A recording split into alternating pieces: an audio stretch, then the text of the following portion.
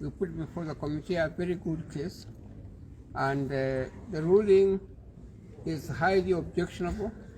We intend to go to the High Court and challenge it, and we are hoping that the High Court will hand down a good ruling so that Governor Sonko can continue to play a leading role in the politics of this country, and particularly in Mombasa.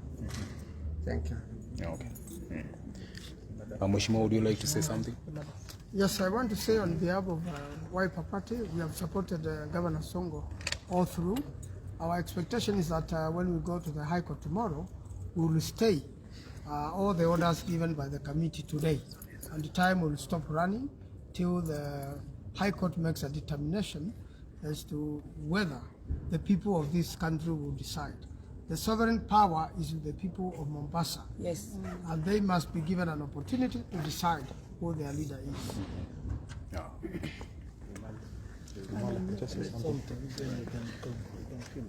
My view is that members of the Fourth Estate who have been here with us today, you have seen the conduct of this tribunal right from the beginning. We were expecting this decision on Saturday. It was postponed to Sunday. From Sunday, it was postponed to 11 a.m. today. From 11 a.m., it was postponed to 2 p.m. today. From 2 p.m., it was postponed to 4 p.m. today. From 4 p.m., it was postponed to 6 p.m. today. From 6 p.m. to 8 p.m. today. We were sitting there. You can see Senior Counsel like Haminwa patiently waiting. Not because of anything, but the fight for democracy in this country.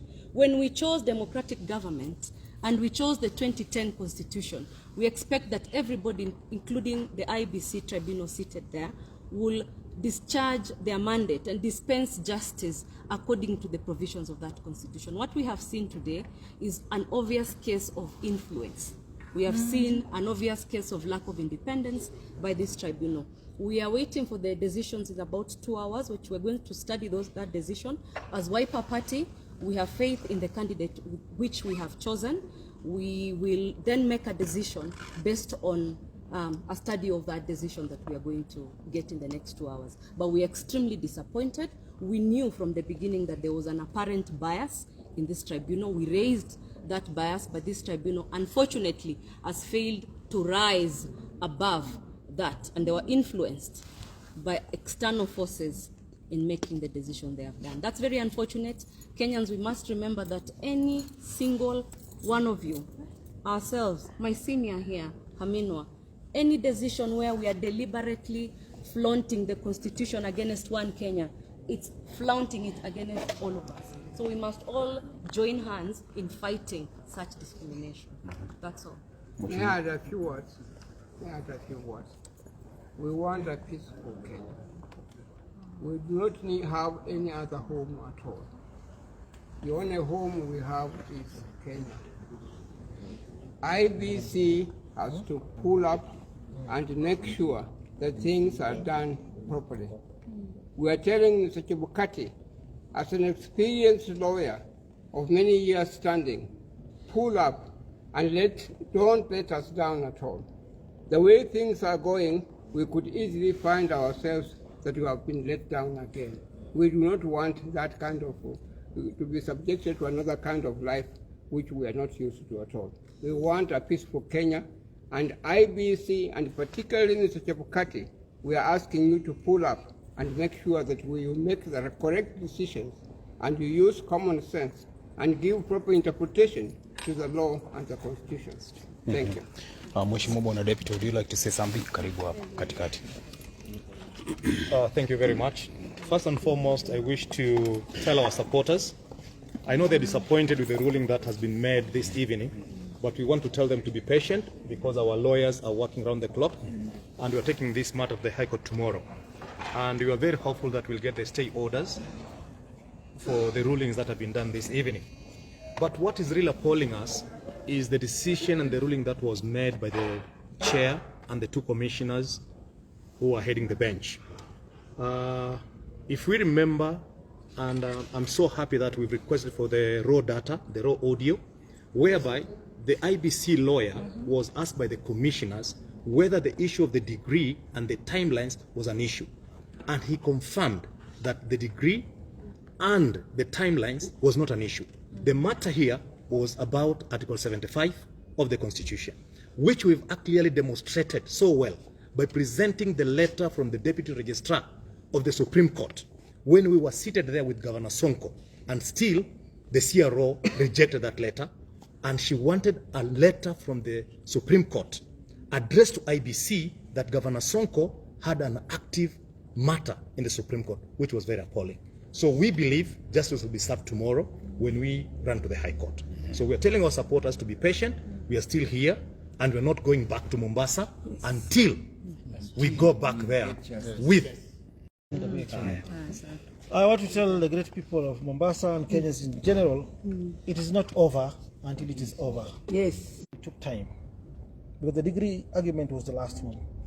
So the argument on the Court of Appeal took time, and we served the returning officer with the direction from the Supreme Court.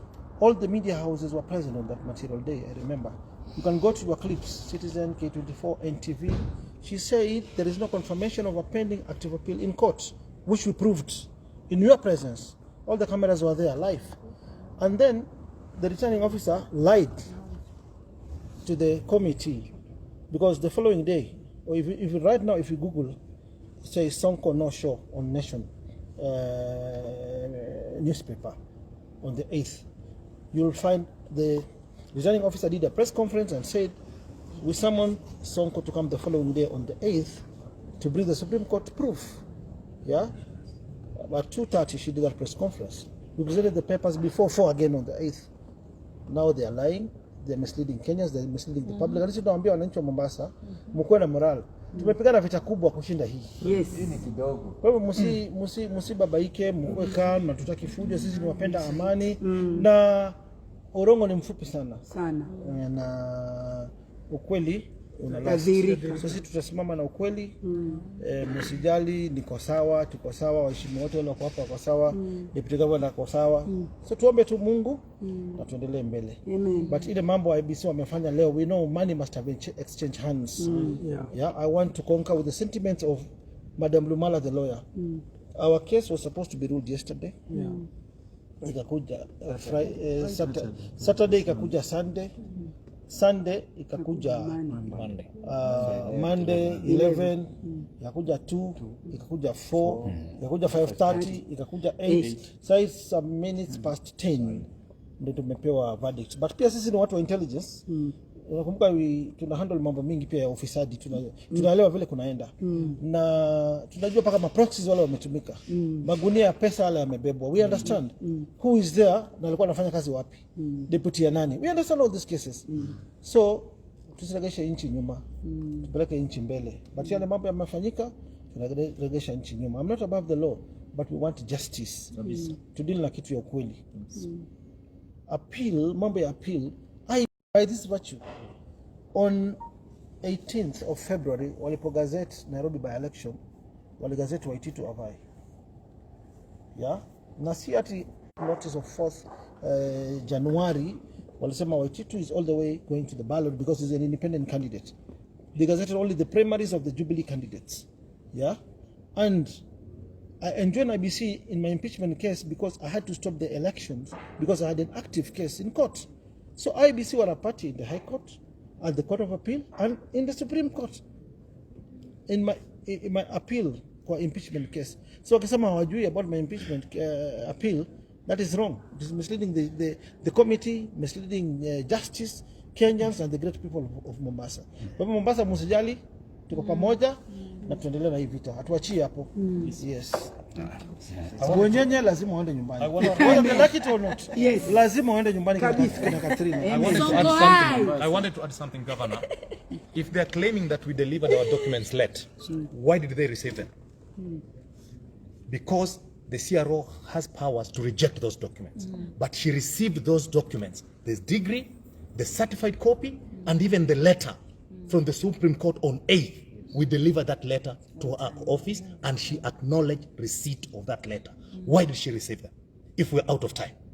This is the big question that requires an answer from the bench. Yes. Because we made it very clear. If we truly delayed the documents, and they made several judgments here where candidates rulings were not in their favor because they delivered the documents late and they were rejected. They were not received by the CROs. But how come our documents were received?